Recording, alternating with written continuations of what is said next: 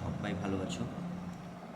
আমার ছোট্ট ছোট্ট সমস্ত দশম শ্রেণীর ভাই বোনেরা ও আমার স্নেহের ছাত্রছাত্রীদের আমার অনেক অনেক ভালোবাসা। এই ভিডিও করার আমার মূল উদ্দেশ্য হচ্ছে তোমাদের যে দশম শ্রেণীর সি ফিভার, সেই সি ফিভার পোয়েমটার মূল আলোচ্য বিষয় এবং লাইন বাই লাইন এক্সপ্লেনেশন, সেটা আমি এই ভিডিওর মাধ্যমে ব্যাখ্যা করব। আশা করি তোমরা সবাই মন দিয়ে শুনবে এবং মন দিয়ে সেই বিষয়টি বোঝার চেষ্টা করবে।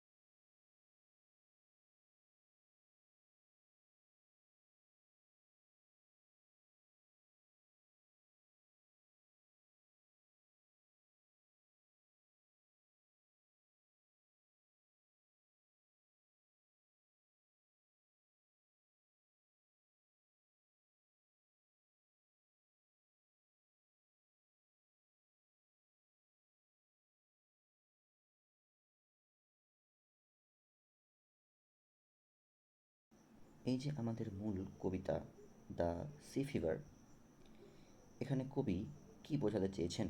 এখানে আমাদের যে লেখক জন ম্যাসফিল্ড, তার যে জীবনটা, তিনি এক সময় অনেকটা সময় তার জীবনের সমুদ্রে অর্থাৎ জাহাজে কাটিয়েছেন এবং সেখান থেকেই তিনি এই যে কবিতা দ্য সি ফিভার এবং তার সমুদ্রের যে ভালোবাসা এবং তার সমুদ্রের প্রতি যে প্রচণ্ড আবেগ, তার ভালোবাসা, সেটা সৃষ্টি হয়েছে। চলো তাহলে আমরা লাইন বাই লাইন দেখি কবিতাটা তিনি কী বোঝাতে চেয়েছেন। প্রথম যে লাইনটা, I must go down to the seas again, আমি অবশ্যই কোথায় যেতে চাই? সমুদ্রে যেতে চাই। মাস্ট মানে অবশ্যই। Go down to the seas again, again কথার অর্থ কী? পুনরায়। অর্থাৎ তিনি বোঝাতে চাইছেন, বা আমরা এই ওয়ার্ডটার মাধ্যমে বুঝতে পারছি, তিনি হয়তো সমুদ্রে এর আগে গেছেন, এর আগে তিনি ভ্রমণ করেছেন সমুদ্রে, তিনি পুনরায় আবার সমুদ্রে যেতে চান। কেমন সমুদ্রটা? To the lonely sea and the sky, যেই সমুদ্রটা একাকী এবং চারিদিকটা ফাঁকা, নিশ্চুপ। স্কাই অর্থাৎ আকাশের মতন চারিদিক ফাঁকা এবং নিশ্চুপ। এবং তিনি যখন যেতে চাইছেন, তিনি কী কী চাইছেন তেনার সঙ্গে? কী চাইছেন তার সঙ্গে? অ্যান্ড অল আই আক্স, এবং যেটা আমি চাইছি, ইজ আ টল শিপ, একটা বড় জাহাজ। আমি একটা বড় জাহাজ চাইছি। অ্যান্ড স্টার, এবং একটা আমি কী চাইছি? তারা চাইছি। Two stir her by, stir মানে কি? স্টির মানে হচ্ছে পথ দেখানো, যে আমাকে পথ দেখাবে। অর্থাৎ আমি একটা বড় জাহাজ চাইছি, আমি একটা নক্ষত্র চাইছি, এবং তার সঙ্গে যে আমাকে সেই নক্ষত্রটা পথ দেখিয়ে দেবে। তোমরা হয়তো নিশ্চয়ই নাম শুনেছ ধ্রুবতারা, শুকতারা, যে আমাদের কী করে? ফিক্সড হয়ে আকাশে অবস্থান করে। সেই ধ্রুবতারা বা শুকতারার মতনই তিনি একটা তারাকে চাইছেন, যে তাকে দিক নির্দেশ করাবে। কারণ সেই যুগে সেরকমভাবে তো কম্পাস নেই যে কম্পাসের মাধ্যমে তিনি দিক নির্ণয় করবেন। আর কি চাইছেন? And the wheels kick and the wind song and the white sail shaking and a grey mist on the sea's face and grey dawn breaking. তিনি কি চাইছেন? তিনি চাইছেন ওই জাহাজের যে কিক অর্থাৎ হুইলস কিক, জাহাজের যে চাকা, আমরা এটাকে কল্পনা করতে পারি গাড়ির চাকা অর্থাৎ গাড়ির স্টিয়ারিংয়ের সঙ্গে, যে আমাদের কী করতে পারে? যে আমাদের দিক নির্ণয় করতে সাহায্য করে, কোন দিকে যাব আমরা সেই দিকে। তাকে চাইছেন সঙ্গে। And the wind song and the white sail shaking, কী চাইছি? তিনি চাইছেন বাতাসের যে গান, অর্থাৎ যে বাতাস চারিদিকে বইছে নিশ্চুপভাবে, স স করে সবসময় বাতাস বইছে। And the white sail shaking, এবং সেই জাহাজের যে সাদা পাল, সেই সাদা পালের নিরন্তর যে বাতাসের ফলে কেঁপে চলেছে, একটা একটা সময়ও চুপভাবে স্থির নেই, সেই তিনি জাহাজের পাল্টাতে চাইছেন। তাহলে কি দেখলাম? And the wheels kick and the wind song and the white sail shaking. তিনি চাইছেন সেই জাহাজের, অর্থাৎ যার মাধ্যমে আমরা দিক নির্ণয় করতে পারবো, যা তিনি গাড়ির স্টিয়ারিংয়ের সঙ্গে তুলনা করছেন, এবং একটা বাতাস, এবং সেই বাতাসটা চারিদিকে ধাবমানভাবে ধেয়ে আসছে, এবং তার সঙ্গে সঙ্গে সেই বাতাসের ফলে জাহাজের পাল যে কাঁপছে সেই অবস্থাটা। And a grey mist on the sea's face, এবং তিনি চাইছেন কেমন? ধূসর রঙের কুয়াশা। কখন চাইছেন? And a grey dawn breaking, যখন তিনি সুন্দর ভোরবেলায় তিনি যখন যাত্রা শুরু করবেন, তখন তিনি চান চারিদিক যেন ধূসর রঙের কুয়াশা, সেই কুয়াশার সঙ্গে তিনি তার যাত্রা শুরু করতে চাইছেন। তাহলে এই হচ্ছে আমাদের প্রথম স্ট্যান্জ। তারপর স্ট্যান্ডে কী বলছে দেখো, I must go down to the seas again. তিনি আবার পুনরায় জোর দিয়ে বলছেন, কি বলছেন? আমি পুনরায় আবার সমুদ্রে যেতে চাই। Must go down to the seas again. কেন যেতে চাই? For the call of the running tide, কারণ আমাকে সেই সমুদ্রের জোয়ারের যে নিরন্তর ডাক, সেই ডাকের ফলে আমি সমুদ্রে যেতে চাই। এবং এই ডাকটা কেমন? Is a wild call and a clear call that may not be denied. এবং এই কলটা এতটাই বন্য প্রকৃতির, অর্থাৎ ওয়াইল্ড, যেটা পাগলের মতন আমাকে ডাকছে, যাকে ছেড়ে আমি উপেক্ষা করতে পারবো না। সেই ডাকটা এতটাই স্পষ্ট, যাকে আমি না করতে পারবো না, যার ডাকে আমাকে সাড়া দিতে হবেই। অ্যান্ড অল আই আক্স ইজ আ ওয়াইন্ডি ডে। আমি একটা দিন এমন চাই, সেই দিনটা সুন্দর মুখর দিন। With the white clouds flying, সুন্দর এমন মুখর দিন যেখানে আকাশের ওপর দিয়ে সাদা মেঘ বয়ে যাচ্ছে। And the flung spray and the blown spume, এবং চারিদিকে যখন সমুদ্রের ওপর দিয়ে তার জাহাজটা কেটে যাচ্ছে, সমুদ্রের ওপর দিয়ে, সমুদ্রের বুক চিরে জাহাজটা যখন যাচ্ছে, তখন দুই দিকে জলগুলো যখন ছিটকে পড়ছে, ফ্লাং স্প্রের মতন ছিটকে পড়ছে। অ্যান্ড দ্য ব্লুম স্পিউম, এবং সেই সমুদ্রের ছিটকে যাওয়ার পরে জলে কী তৈরি হচ্ছে? একটা ফেনা তৈরি হচ্ছে, এবং ফেনাটা কী হচ্ছে? ব্লোন করছে, ফুলে ফেপে উঠছে। অ্যান্ড দ্য সিগালস ক্রাইং, এবং যেই দিকে সিগাল কথার অর্থ হচ্ছে গাংচিল বা সাদা বকের মতন এক ধরনের পাখি।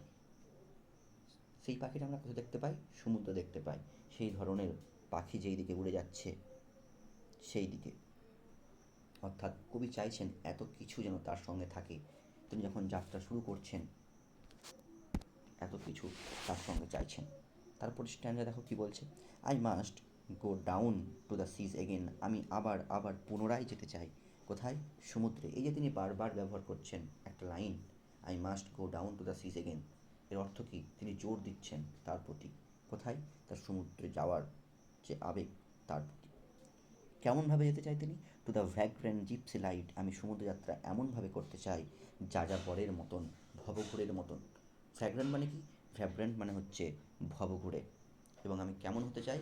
জিপসি লাইফ, অর্থাৎ আমি যে যাযাবর, আমি যে এদিক থেকে ওই দিক যাবো, অর্থাৎ যাযাবরেদের কোনো যেমন নির্দিষ্ট ঠিকানা থাকে না, তারা কোথায় যাবে, ঠিক তেমনই আমার কোনো নির্দিষ্ট ঠিকানা নাই সমুদ্রের কোন দিকে, কোন প্রান্তে আমি যেতে চাই বা কোন প্রান্তে আমি যাব। বুঝতে পেরেছো সবাই? তারপরে লাইন কী বলছে, টু দ্য গার্লস ওয়ে, সেই দিকে যেতে চাই যেদিকে ওই যে গাংচিলটা গিয়েছে। অ্যান্ড দ্য হোয়েলস ওয়ে, যেই দিকে সেই তিমি মাছটা গেছে। Where the winds like a whetted knife, যেই দিক থেকে সেই বাতাসটা কেমনভাবে আসছে? তীক্ষ্ণ ছুরির মতন। যেই দিকের বাতাসটা হিমশীতল। কেন তিনি বাতাসটাকে হুইটেড নাইফ বলছেন? কারণ সেই দিকে, অর্থাৎ কোন দিকে? আমরা এই থেকে বুঝতে পারি যে দিকের বাতাসটা উত্তুরে বাতাস কেমন হয়? প্রচণ্ড ঠান্ডা, হিমশীতল। তাহলে এই যে তিনি বলছেন তিনি গার্লস ওয়ে যেতে চান, হোয়েলস ওয়ে যেতে চান, যেই দিক থেকে বাতাসটা আসছে এবং বাতাসটা আমাকে ছুরির মতন আঘাত করছে। তো এই দিক থেকে আমরা বুঝতে পারি কবি কোন দিকে যেতে চান? উত্তরের দিকে যেতে চান। অ্যান্ড অল আই আক্স, এবং তিনি শেষে যেটা বলতে চান যে কি, এবং আমি যেটা চাই, আ মেরি ইয়ার্ন। মেরি মানে কি? খুব আনন্দমুখর। ইয়ার্ন মানে কি? গল্প। যে আমাকে খুব সুন্দর গল্প বলতে পারবে। যে আমি চাই, আমি যখন যাত্রা করব, তখন এমন একজন থাকবে যে আমাকে করবে, গল্প শোনাবে। ফ্রম এ লাফিং, কার কাছ থেকে শুনবো? লাফিং ফেলোর অফ হার, যে আমার কাছে হেসে হেসে খুব সুন্দরভাবে আমার যে অ্যাকম্প্যানি করবে, আমাকে যে কোম্পানি দেবে আমার যাত্রাপথে, তার কাছ থেকে। তাহলে বুঝতে পেরেছো কবি কী চাইছে? কবি চাইছে আমি এমন একটা আনন্দমুখর সঙ্গী চাই যে আমাকে সবসময় আমার যাত্রাপথে কী করবে, বিভিন্নভাবে হাসি মুখরভাবে গল্প শোনাবে। এবার দেখো কবিতার শেষ লাইন, অ্যান্ড কোয়াইট স্লিপ, এবং আমি নিশ্চুপ ঘুম চাইছি, and a sweet dream when the long tricks over. তাহলে কী বলছে? ট্রিক্স, ট্রিক্স মানে কি? জার্নি। কবি বলছে আমার যখন এই জার্নিটা শেষ হয়ে যাবে, আমি তখন কী চাই? আমি একটা কোয়াইট স্লিপ চাই, আমি একটা নিশ্চুপ ঘুম চাই, যে ঘুমের মধ্যে পুরোটা আমার কাছে কী হয়ে যাবে? স্বপ্নালু হয়ে যাবে। স্বপ্নের মধ্যে এমন একটা ঘুম চাই যেখানে আমার সমস্ত এই জার্নিটা যখন আমি শেষ হয়ে যাবে, তখন আমি নিশ্চুপভাবে একটা জায়গায় ঘুমন্ত অবস্থায় থাকতে চাই। অর্থাৎ এই যে কোয়াইট স্লিপ, এর মাধ্যমে আমরা কী বলতে চাইছি? এর মাধ্যমে কবি বুঝিয়েছেন ইটারনাল স্লিপ, অর্থাৎ আমাদের তোমাদের সবার একটাই গন্তব্য, ইটারনাল স্লিপ, কোয়াইট স্লিপ। বুঝতে পেরেছো? তাহলে কবি চাইছে তার যাত্রার শেষে তিনি এমন একটা স্বপ্নের মধ্যে বিভোর হয়ে যেতে চান যেখানে তিনি নিশ্চুপ ঘুম চান, অর্থাৎ যেখানে কেউ থাকবে না। এই হচ্ছে আমাদের পুরো কবিতা। আচ্ছা, তাহলে এই যে আমাদের পুরো কবিতা দ্য সি ফিভার, তাহলে এখানে কবি কেন আমাদের কবিতার নামটা সি ফিভার রাখলেন? আমরা সি মানে তো বুঝতে পারছি যে সি মানে সমুদ্র, তবে কেন তিনি ফিভারটাকে তুলে ধরলেন? তিনি এই ফিভারটাকে তুলে ধরেছেন এই কারণেই, ফিভার মানে জ্বর। যখন আমাদের জ্বর হয়ে যায়, আমাদের শরীর কী হয়ে যায়? প্রচণ্ড অস্থির হয়ে পড়ে, আমরা কাহিল হয়ে থাকি সেই জ্বরে। তাই কবি বোঝাতে চাইছেন তার সমুদ্রে যাওয়ার যে তীব্র ইচ্ছা, অদম্য ইচ্ছা, এবং এই পুরো কবিতা জুড়ে তার যে সমুদ্র যাত্রার প্রত্যাশা, তা তিনি আমাদের সামনে ফুটিয়ে তুলতে চান। বুঝতে পেরেছ? তার যে অদম্য ইচ্ছা। এই কবিতার যদি আমরা থিমের দিকে যাই, তাহলে আমরা কী দেখতে পাবো? কবির বাসনা, সমুদ্র যাত্রার বাসনা, কবির ফ্রিডম, কবির পিস, কবির শান্তি। আশা করি তোমরা সম্পূর্ণ কবিতাটি খুব ভালো করে বুঝতে পেরেছো। পুরো সমুদ্র যাত্রার পরে তার যে এই হচ্ছে আমাদের সম্পূর্ণ কবিতাটির মূল আলোচ্য বিষয়, দ্য সি ফিভার। সেটা তোমাদের যদি ভালো লেগে থাকে ভিডিওটি, অবশ্যই একটা লাইক করে দিও, চ্যানেলটাকে সাবস্ক্রাইব করে দিও। আর যদি তোমাদের এখান থেকে কোনো রকম অসুবিধা থাকে, তোমরা অবশ্যই আমাকে কমেন্ট সেকশানে কমেন্ট করে জানাতে পারো। আশা করি তোমরা খুব ভালোভাবে পড়ছো এবং তোমরা ভবিষ্যতেও ভালো করে পড়তে থাকবে, সেটা তুমি বুঝবে। তোমরা তোমাদের পড়াশোনা তোমাদের স্থির থেকে চালিয়ে যাবে।